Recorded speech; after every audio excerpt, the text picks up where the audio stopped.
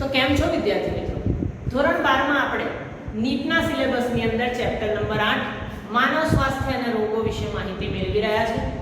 એની અંદર આપણે હાલમાં જ જે ટોપિકની ચર્ચા કરી એ હતો દેહમાં રોગ પ્રતિકારકતા. આપણા દેહની અંદર અલગ અલગ રોગો સામે લડવા માટે કઈ રીતે રોગ પ્રતિકારક તંત્ર, લસિકા અંગો, પેશી, કોષો અને એન્ટીબોડી કામ કરે છે, જેમાં પ્રાથમિક લસિકા અંગ, દ્વિતીય લસિકા અંગ વગેરેના કાર્યો વિશે આપણે માહિતી મેળવી. બરાબર, જેથી આપણને ખબર પડે કે આપણા શરીરમાં ખૂબ જ જવલ્લે રોગ થાય છે. એનું કારણ શું છે? તો એ આપણા શરીરમાં આવેલા 50% ભાગમાં પ્રસરેલ રોગ પ્રતિકારક તંત્ર અથવા તો લસિકા તંત્ર છે. હાલ આપણે આ લેક્ચરમાં જે ટોપિકની વાત કરવા જઈ રહ્યા છીએ એ છે એઇડ્સ. બરાબર, એઇડ્સ વિદ્યાર્થી મિત્રો જે ગંભીર અસાધ્ય ચેપી અને જીવલેણ રોગ છે. બરાબર, ગંભીર અસાધ્ય ચેપી જે એક વ્યક્તિમાંથી બીજી વ્યક્તિમાં ફેલાય અને જીવલેણ, કારણ કે આનાથી મૃત્યુ થવાની સંભાવના વધારે છે, જેનું પૂરું નામ એક્વાયર્ડ ઇમ્યુનોડેફિશિયન્સી સિન્ડ્રોમ. બરાબર, સિન્ડ્રોમ એટલે લક્ષણોનો સમૂહ. એક ના હોય, જેના અનેક લક્ષણો હોય ને એને સિન્ડ્રોમ કહેવાય. એટલે એઇડ્સના અનેક લક્ષણો હશે, એને એક્વાયર્ડ ઇમ્યુનોડેફિશિયન્સી સિન્ડ્રોમ એનું પૂરું નામ થયું. વિદ્યાર્થી મિત્રો, સૌથી પહેલા 1981 માં યુએસએ માં પહેલો કેસ એઇડ્સનો નોંધવામાં આવ્યો, પણ ત્યારથી હાલના કે 1981 પછીના 21 વર્ષની અંદર એ આખા વિશ્વમાં લગભગ ફેલાઈ ગયું અને વિશ્વમાં એનાથી ઘણા બધા મૃત્યુ થયા. આશરે એવું નોંધવામાં આવ્યું છે કે 25 મિલિયન જેટલા લોકો આ એઇડ્સના લીધે મૃત્યુ પામ્યા છે અને હાલમાં એ આંકડો ઘણો વધી ગયો છે, કારણ કે આ રેશિયો લગભગ 8 વર્ષ પહેલાનો છે, 8-10 વર્ષ પહેલાનો. તે પછી ઘણા બધા લોકોનું મૃત્યુ થયું છે. ભારતમાં પહેલો કેસ 1986 માં તામિલનાડુમાં આવેલો. બરાબર, જ્યારે ભારતમાં એઇડ્સનો પહેલો કેસ આવ્યો ત્યારે એના ઉપર રિસર્ચ કરવામાં આવી ત્યારે ખબર પડી કે એઇડ્સ થવા માટે HIV વાયરસ જવાબદાર છે. એટલે આ એક વાયરસથી થતો રોગ છે. બરાબર, જેને હ્યુમન ઇમ્યુનોડેફિશિયન્સી વાયરસ તરીકે ઓળખવામાં આવ્યો. બરાબર, HIV વાયરસ, જેના બંધારણમાં RNA જનીન દ્રવ્ય આવેલું છે. જેમ મનુષ્યમાં DNA હોય એમ આ HIV વાયરસમાં RNA જનીન દ્રવ્ય આવેલું હતું. કઈ રીતે? તો HIV ને રિટ્રોવાયરસનો સમૂહ કહેવાય છે. એના માટે તમને રિટ્રોવાયરસનું સ્વયંજનન આવડવું જોઈએ, જે NCERT બોર્ડની અંદર આપણે ડિટેલમાં એક્સપ્લેન કરેલું છે. કઈ રીતે? તો સૌપ્રથમ એઇડ્સનો જે HIV વાયરસ છે એની ઉપર આ રીતે ગોળ એક પ્રોટીનનું રક્ષણાત્મક આવરણ હોય અને એની અંદર એનું વાયરલ RNA. જ્યારે પ્રાણી કોષની નજીક આવે અથવા પ્રાણી કોષમાં પ્રવેશે એટલે એનું પ્રોટીનનું આવરણ તૂટી જાય અને પ્રાણી કોષમાં ફક્ત એનું વાયરલ RNA દાખલ થાય. એકવાર પ્રાણી કોષમાં વાયરલ RNA દાખલ થઈ ગયું HIV નું, એટલે ત્યાં રિવર્સ ટ્રાન્સક્રિપ્ટેઝ ઉત્સેચકની મદદથી એ વાયરલ RNA માંથી વાયરલ DNA માં ફેરવાય. ત્યાર પછી એ જે યજમાનના શરીરમાં છે એના DNA ને વાયરલ DNA માં કન્વર્ટ કરે. ત્યાં આગળ એનું સ્વયંજનન થાય અને એક વાયરલ RNA જે વાયરલ DNA બન્યો તો એમાંથી ઘણા બધા વાયરલ RNA નું શરીરની અંદર ઉત્પાદન શરૂ કરી દે. આમ એક HIV નો વાયરસ પ્રાણી કોષમાં દાખલ થાય એટલે ત્યાં પુષ્કળ પ્રમાણમાં સ્વયંજનન કરીને ઢગલો કરી દે HIV વાયરસનો, જેના લીધે એને HIV નું કારખાનું પણ કહેવામાં આવે છે. કારણ કે જ્યારે એ પ્રાણી કોષમાં દાખલ થાય ત્યારે રિવર્સ ટ્રાન્સક્રિપ્ટેઝ ઉત્સેચકની મદદથી વાયરલ DNA બને. આ વાયરલ DNA યજમાનના DNA સાથે જોડાય અને યજમાનના DNA માં સ્વયંજનન કરીને ઘણા બધા વાયરલ RNA ની કોપીઓ બનાવવા લાગે, જે એક કોષમાંથી અન્ય કોષમાં આ રોગનો ફેલાવો કરે. આ નિટ્રોવાયરસનું સ્વયંજનન જે મેં તમને શોર્ટમાં કહ્યું, જે આપણે NCERT ના લેક્ચરમાં ડિટેલમાં આકૃતિ સાથે એક્સપ્લેન કરેલું છે, તમને આવડતું જ હશે. અને અત્યારે મેં તમને ઓવરવ્યુ કર્યો, એના ઉપરથી તમને આઈડિયા આપી દીધો છે.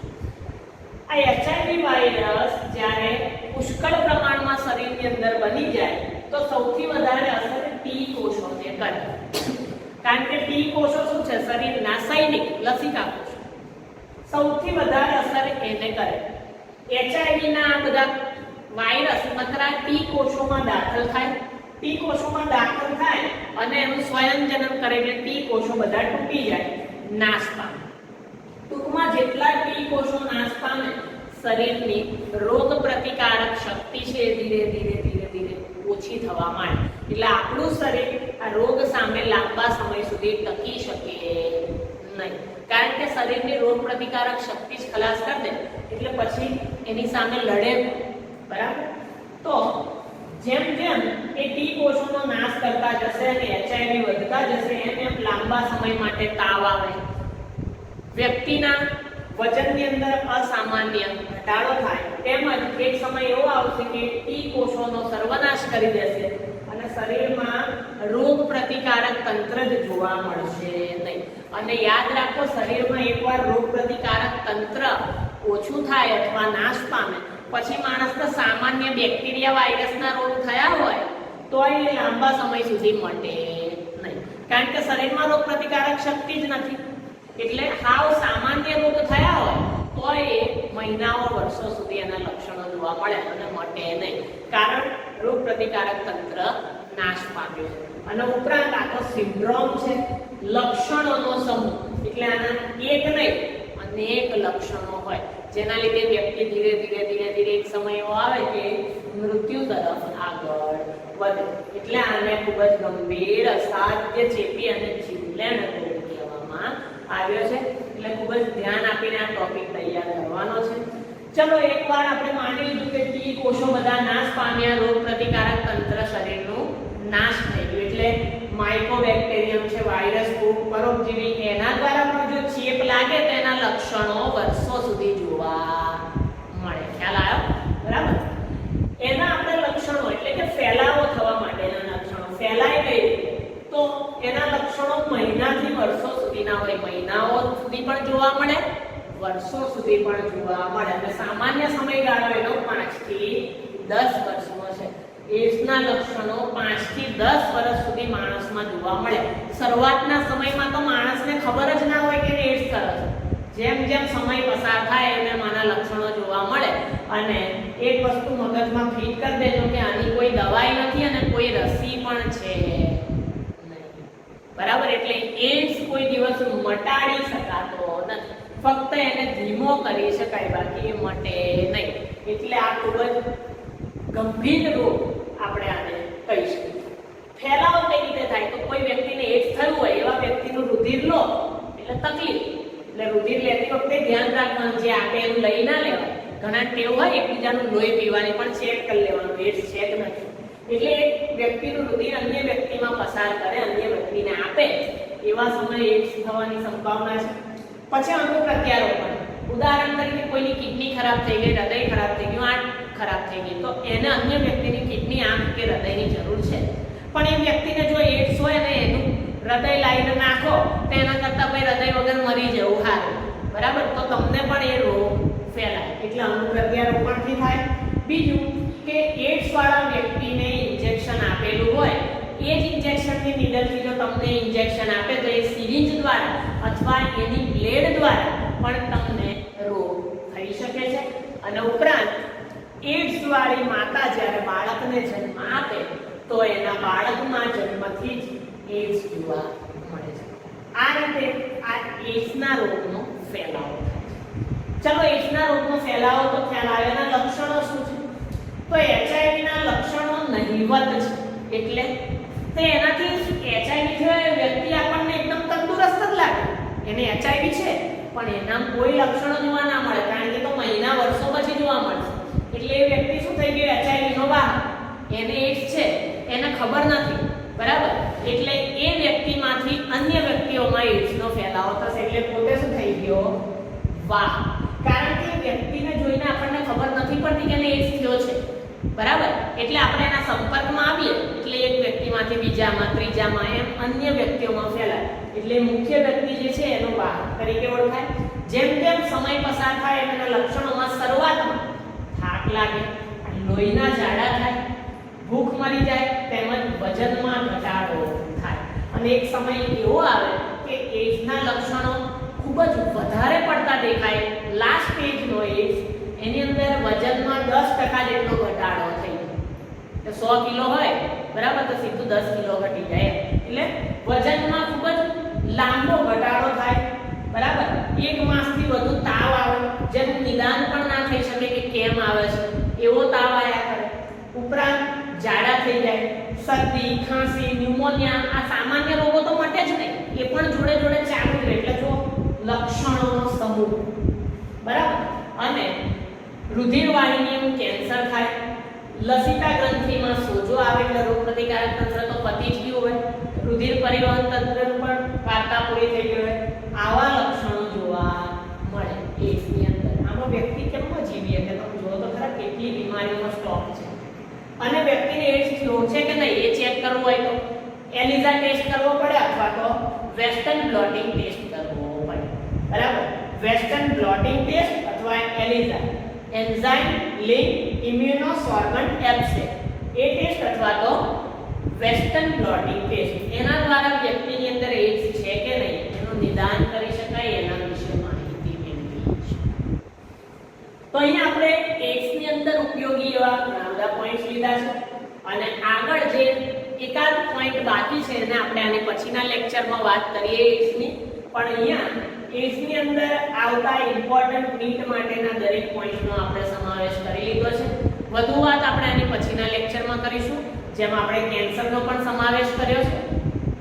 તો હાલમાં તમને કંઈ ના ખબર પડી હોય તો આનો યોગ્ય રીતે એકવાર અભ્યાસ કરી દો, વ્યવસ્થિત નોટ્સ બનાવી દો, વાંચી લો. છતાંય ન સમજાય તો હું તો છું જ, બરાબર. તો નોલેજના વિદ્યાર્થી મિત્રો, આપણે આને ધ્યાનથી સાંભળીને લખીને તૈયાર કરી દઈશું. એની સાથે આપણે આ લેક્ચર અને આ ટોપિક અહીંયા પૂર્ણ કરીએ છીએ. વધારે વિગત આપણે આવતા લેક્ચરમાં મેળવીશું. Thank you.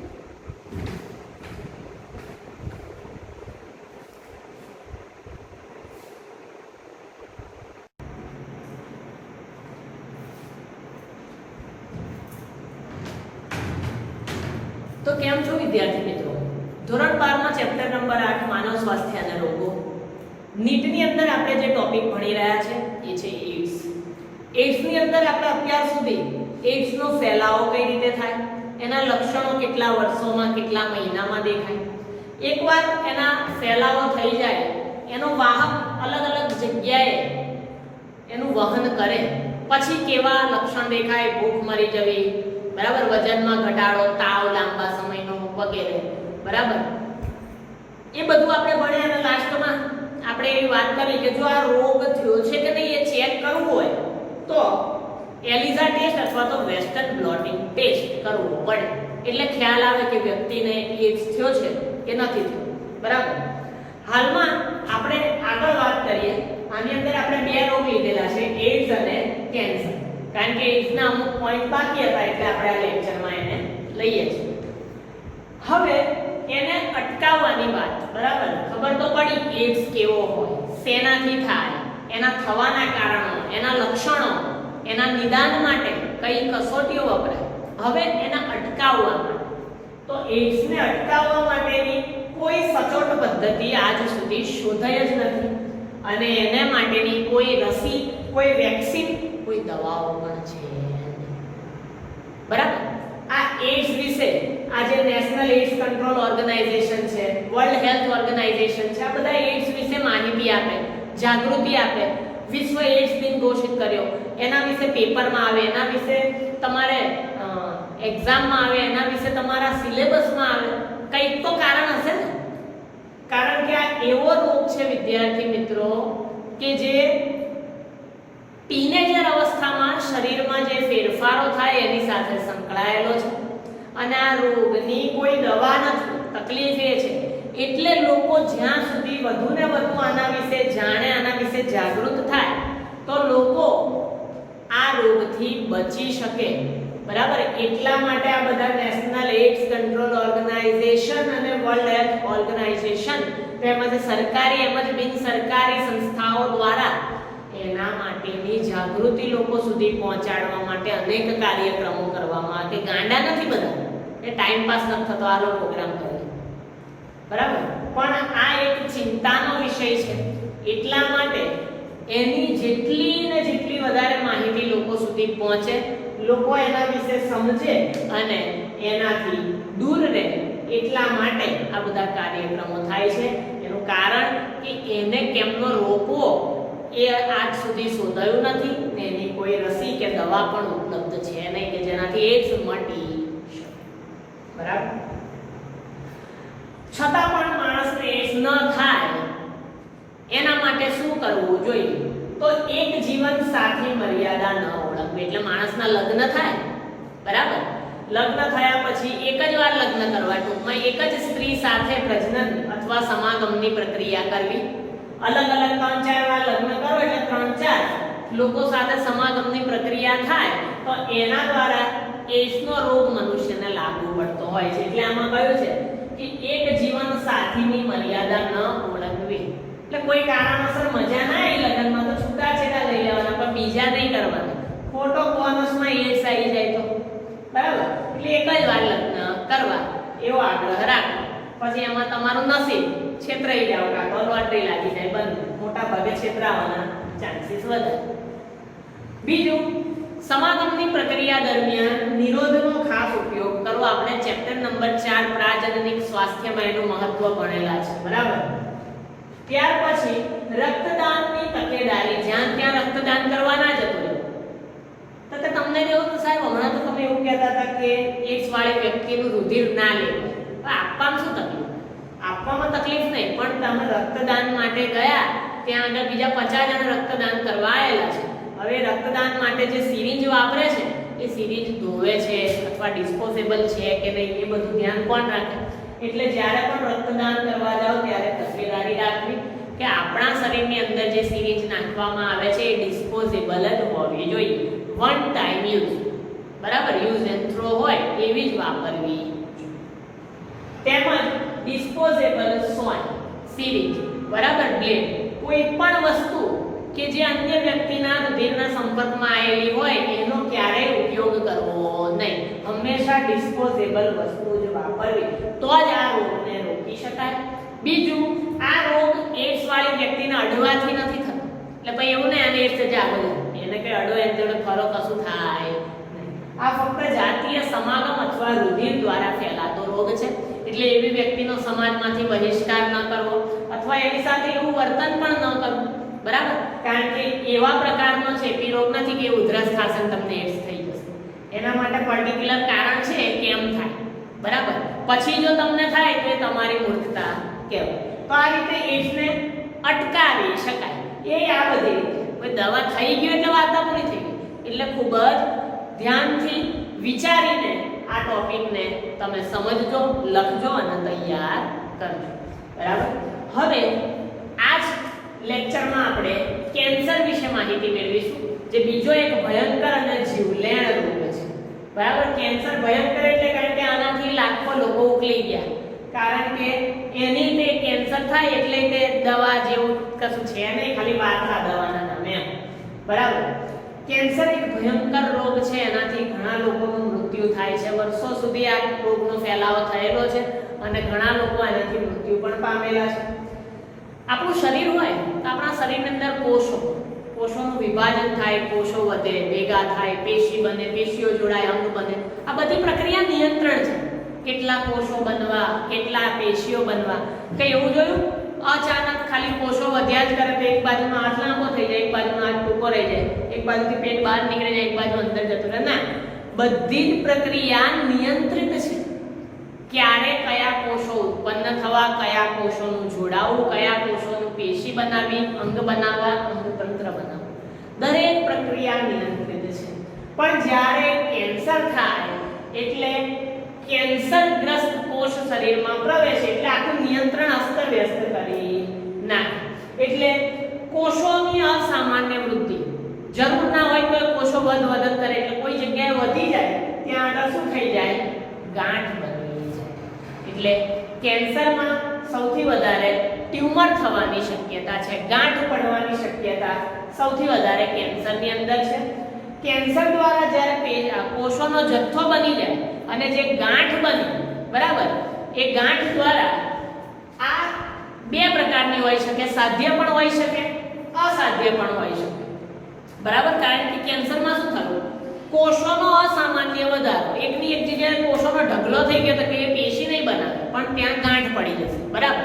એ ગાંઠ બે પ્રકારની હોય, સાધ્ય, અસાધ્ય. એટલે સાધ્ય એટલે આ ગાંઠ એવી કે જે જગ્યાએ ગાંઠ થઈ છે ત્યાંની ત્યાં જ રહેશે, એ ભાગને જ નુકસાન કરશે, બરાબર.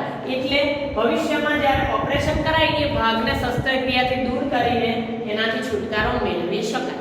પણ જો અસાધ્ય હોય તો આવી ગાંઠ શરીરમાં રુધિરની અંદર એક જગ્યાએથી અન્ય જગ્યાએ ફરતી હશે, એટલે શરીરમાં ગમે તે જગ્યાએ જઈ શકે. એટલે જ્યારે આવી ગાંઠવાળા માણસનું ઓપરેશન કરવામાં આવે તો એ શક્ય જ નથી, કારણ કે ગાંઠ આખા શરીરમાં રુધિરમાં ફરે છે તો કઈ જગ્યાના ભાગ દૂર કરે તો કશું બચે જ નહીં ને શરીરમાં, બરાબર. એટલે સાધ્ય ગાંઠનું કેન્સર હોય તો જે તે ભાગને દૂર કરીને એનાથી બચી શકાય. અસાધ્ય ગાંઠના કેન્સરનો કોઈ ઈલાજ છે, બરાબર. ભૌતિક, રાસાયણિક અને જૈવિક કારકો જેને આપણે કેન્સર કારક કહીએ છીએ એના દ્વારા આપણને કેન્સરનો રોગ થાય, જેને આપણે કાર્સિનોજન કહીએ છીએ. કેન્સર કરવા માટે જવાબદાર કારક કાર્સિનોજન તરીકે આપણે એને ઓળખીએ છીએ, વિદ્યાર્થી મિત્રો. બીજું, જ્યારે મનુષ્ય એક્સ કિરણ, ગામા કિરણ અથવા અલ્ટ્રાવાયોલેટ કિરણના સંપર્કમાં આવે એટલે મનુષ્યના ડીએનએ માં ઈજા થાય અને એના દ્વારા પણ જનીનનું કેન્સર અથવા જનીનની વિકૃતિ જેવી ઘટના જોવા મળે છે. અને જનીન વિકૃતિ થાય એટલે પછી પેઢી દર પેઢી વારસામાં એ મળે. એટલે વિચાર, આપણને થયું હોય એટલે આપણી પાછળ જે પેઢી આવે એ બધા આ રોગથી પીડાય. કેટલો ભયંકર રોગ હશે. બીજું, તમાકુની અંદર જે ધુમાડો આવે એના દ્વારા પણ ફેફસાનું કેન્સર થવાની શક્યતાઓ રહેલી છે, બરાબર. કેન્સર માટે જવાબદાર વાયરસને ઓન્કોજેનિક વાયરસ કહેવાય, બરાબર. અને એના જનીનને વાયરલ ઓન્કોજીન્સ તરીકે ઓળખવામાં આવે. મનુષ્યમાં પણ સામાન્ય કોષોની અંદર આ ઓન્કોજીન્સ અથવા પ્રોટો ઓન્કોજીન્સ હાજર જ હોય છે. આપણા શરીરમાં કેન્સર કરવા માટેના વાયરસ તો છે જ પણ એ નિષ્ક્રિય છે, આપણા શરીરને એનાથી કોઈ નુકસાન છે નહીં. પણ જ્યારે આપણે એને ઉત્તેજિત કરીએ, જેમ કે તમાકુ, સિગરેટ, બીડી, દારૂ વગેરે વસ્તુનું જ્યારે સેવન કરીએ એટલે આ બધી વસ્તુ આપણા શરીરમાં રહેલા નિષ્ક્રિય પ્રોટો ઓન્કોજીન્સને સક્રિય કરે અને શરીરમાં કેન્સર થાય. અને એકવાર શરીરમાં કેન્સર થાય એટલે એના કયા પ્રકાર હોય, કેવા પ્રકારનું થાય એની વાત કરીએ તો કેન્સરના સર્વસામાન્ય પ્રકારમાં છે કાર્સિનોમા. જ્યારે આપણી અધિચ્છદીય પેશીમાં અસામાન્ય વૃદ્ધિ થાય, બરાબર. મનુષ્યની શરીર 4 પેશીનું છે, અધિચ્છદ પેશી, સંયોજક પેશી, સ્નાયુ પેશી અને ચેતાપેશી. અધિચ્છદ પેશી જરૂર કરતા વધઘટ જ કરે, અસામાન્ય વૃદ્ધિ થાય ત્યારે સ્તનનું કેન્સર થાય. અંડરલાઈન કરી દેજો, કાર્સિનોમામાંથી 100% પૂછાશે. સ્તનનું કેન્સર, ફેફસાનું કેન્સર, સ્વાદુપિંડનું કેન્સર અને જઠરનું કેન્સર. આ પ્રકારના કેન્સર કાર્સિનોમાની અંદર આવે અને એનું કારણ છે અધિચ્છદ પેશીની અંદર અસામાન્ય વૃદ્ધિ તેમજ વધારો. ઉપરાંત જો ત્વચાનું કેન્સર થાય તો ત્વચાના કેન્સરને મેલેનોમા તરીકે ઓળખવામાં આવે છે, કારણ કે એની અસર મેલેનિન નામના ત્વચાની અંદર રહેલા રંગકણોમાં થાય છે. તો અહીંયા આપણે કેન્સરનો એક પ્રકાર જોયો, વધુ પ્રકાર અને એના નિદાન માટેની અલગ અલગ કસોટીઓ આપણે આના પછીના લેક્ચરમાં જોઈશું. હાલમાં આપણે એઇડ્સ વિશે ભણ્યા, એને અટકાવવાના ઉપાય વિશે વાત કરી, તેમજ એક જીવલેણ અને ભયંકર રોગ કેન્સર, એના માટે જવાબદાર સાધ્ય અસાધ્ય ગાંઠ, એનું કારણ તેમજ કઈ વસ્તુના સંપર્કમાં આવવાથી આપણને થાય, તેમજ ઓન્કોજીન્સ, પ્રોટો ઓન્કોજીન્સ વગેરે વિશે માહિતી મેળવી અને લાસ્ટમાં કાર્સિનોમા વિશે માહિતી મેળવી. દરેક પોઈન્ટને ધ્યાન આપીને તૈયાર કરજો. નીટની પરીક્ષા માટે ખૂબ જ ઇમ્પોર્ટન્ટ છે. કોઈ વસ્તુને તમને યાદ ન રહે એવી નહીં બનાવી. હંમેશા પોઈન્ટ્સ એ રીતે લખવા કે જેથી તમને આખી થિયરી વાંચવાની જરૂર ના પડે. ફક્ત પોઈન્ટ્સ જોઈ લીધા હોય તો એ થિયરીનો કન્સેપ્ટ ક્લિયર થઈ જાય. તો નોલેજના વિદ્યાર્થી મિત્રો, જે રીતે આપણે કામ કરેલું છે એ રીતે જ તમે આગળ વધજો. કોઈ પણ જગ્યાએ અટકાવ તો ફોન અને મેસેજ કરીને તમે યોગ્ય એનું સોલ્યુશન મેળવી લેજો અને આગળ વર્ક કરતા રહેજો, જેનાથી તમને 100% નીટની એક્ઝામમાં ફાયદો થશે. તેની સાથે આપણે આ લેક્ચર અને આ ટોપિકને અહીંયા પૂર્ણ કરીએ છીએ. વધુ વિગત કેન્સરની આપણે પછીના લેક્ચરમાં મેળવીશું. Thank you.